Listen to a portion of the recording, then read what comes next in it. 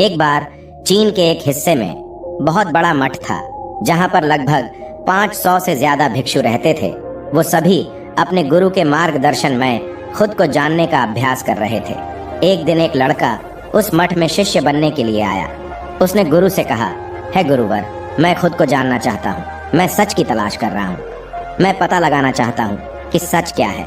गुरु ने उसकी ओर देखा और कहा कि अगर तुम सच जानना चाहते हो तो तुम्हें अपना पूरा जीवन दांव पर लगाना होगा। सच को जानने में तुम्हारा पूरा जीवन लग सकता है, फिर भी इस बात की गारंटी नहीं है कि तुम्हें इस जीवन काल में सच का पता लग जाए या नहीं।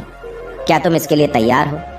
शिष्य ने कहा, है गुरुदेव, मैं यहाँ पीछे मुड़ने के लिए नहीं आया हूँ, मैं इसके लिए तैयार हूँ। गुरु ने कहा, अगर ऐसा है तो तुम एक काम करो। इस मठ में 500 भिक्षु हैं, तुम उनके लिए चावल कूटने का काम करो। बस सुबह से शाम तक चावल कूटने का ही काम करो, और जब तुम थक जाओ तो सोने चले जाओ। फिर अगली सुबह उठकर चावल को कूटना शुरू कर दो। इसके अलावा कुछ और मत करना, किसी और चीज के बारे में मत सोचना। बस इस रास्ते पर चलते रहना और दोबारा मेरे पास मत आना। जरूरत पड़ने पर मैं खुद तुम्हारे पास आऊंगा। उस लड़के ने गुरु के आदेश का पालन करते हुए चावल कूटना शुरू कर दिया। उस मठ में 500 शिष्य थे। उन सभी को समय समय पर भोजन की आवश्यकता पड़ती थी, इसीलिए वह बहुत जल्दी उठ जाता था और रात को देर तक चावल कूटता रहता था।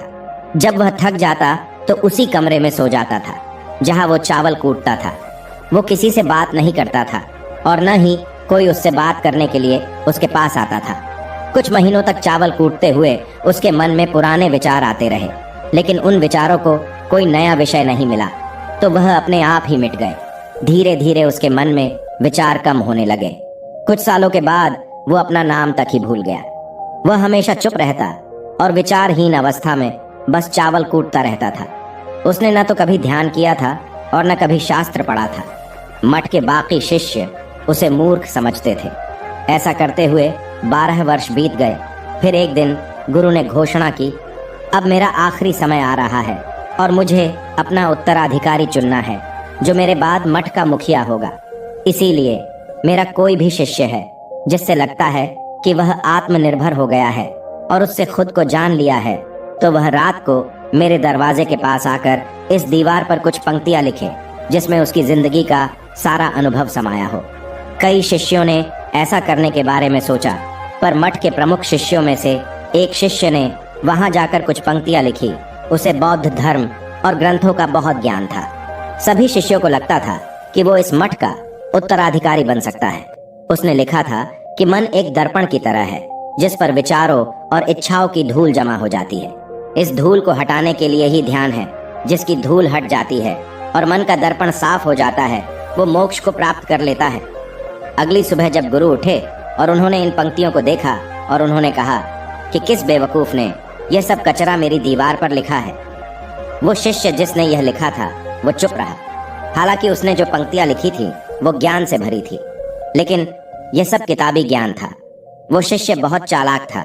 उसने पंक्तियां लिखी, पर उसने नीचे अपने हस्ताक्षर नहीं किए, क्योंकि वो स्वयं इसके बारे में निश्चित नहीं था कि ये सही है या नहीं, क्योंकि वह आत्म साक्षात्कार नहीं हुआ था। गुरु ने पंक्तियों को पूरी तरह से खारिज कर दिया। ये देखकर सभी हैरान रह गए। ये घटना पूरे मठ में चर्चा का विषय बन गई। इस विषय पर बात करते हुए 2 शिष्य उस शिष्य के पास से गुजरे जो 12 साल पहले यहाँ आया था और दिन रात चावल कूटता रहता था। दोनों की चर्चा सुनकर वह धीरे से हंस पड़ा। दोनों शिष्य ने उसे पूछा कि तुम क्यों हंस रहे हो? दोनों शिष्य की नजर में यह चावल कूटने वाला तुच्छ भिक्षु ही था। किसी ने उसे न तो कभी ध्यान करते हुए देखा था, न ही कभी शास्त्र पढ़ते हुए। हर कोई उसे मूर्ख समझता था जो बस चावल को ही जानता था। उस मठ में बहुत बड़े बड़े विद्वान थे, लेकिन उस चावल कूटने वाले को किसी से कोई मतलब नहीं था। इसीलिए वह दोनों शिष्य उसे मुस्कुराता हुआ देखकर हैरान रह गए। उन्होंने फिर उससे पूछा कि तुम क्यों हंस रहे हो? उसने जवाब दिया, मैं इसीलिए हंस रहा हूँ कि गुरुवर सही बोल रहे हैं। ये सब पंक्तियां कचरा है, इन पंक्तियों का कोई मूल्य नहीं है। वो दोनों शिष्य चौंक गए। उन्होंने उसे पूछा कि क्या तुम ऐसी पंक्तियां लिख सकते हो जो इससे भी बेहतर हो?